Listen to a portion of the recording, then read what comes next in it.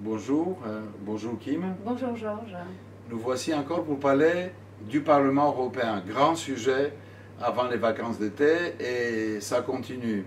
Il paraît que le président Tajani n'a rien trouvé de mieux à faire que de sanctionner des députés européens. Peux-tu nous dire pourquoi? Absolument, parce que lors du conflit, vous vous en souvenez peut-être, 7 eurodéputés avaient soutenu le mouvement de nos collègues interprètes. Et le président Tajani n'a pas trouvé mieux que de les sanctionner par des sanctions financières d'une part et par une interdiction de 5 jours d'exercer leur droit de député pour le soutien qu'ils avaient manifesté.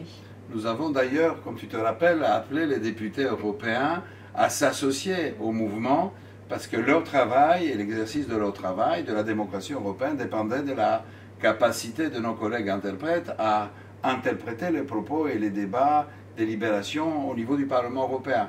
Et c'est ça que je trouve dommage, parce que d'une part, le conflit n'a que trop duré, 2 ans, 3 ans, puisque le Parlement européen et son administration s'avèrent incapables d'avoir un dialogue social de qualité, même minimum avec son personnel. Et puis quand finalement on trouve enfin un compromis et quand enfin on arrive au bout du conflit, et on trouve un accord d'ailleurs, hein, parce qu'on a trouvé un accord précisément juste avant l'été, et bien au lieu de tenter l'apaisement, finalement il remet de l'huile sur le feu, tout en se trompant de cible, parce que en définitive, s'il y a eu grève des interprètes, la grève est toujours un mouvement de désespérance en fait, c'est parce que le secrétaire général de l'organisation ne les avait pas écoutés, avait refusé le dialogue social. Voilà. Et donc nous pensons que le président Tajani, il aurait mieux fait de prendre des mesures pour adapter le dialogue social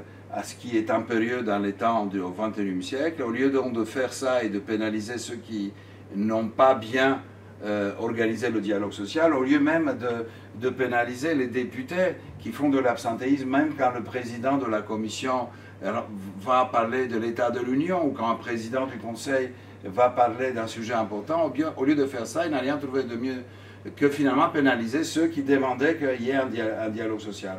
Évidemment. Absolument, et qui montre l'exemple d'ailleurs au Parlement européen. Donc nous soutenons ces 7 eurodéputés, cela va de soi, par toutes les actions qui seront possibles. Ils ont fait d'ailleurs recours et nous verrons comment nous pouvons les aider. Merci, à bientôt.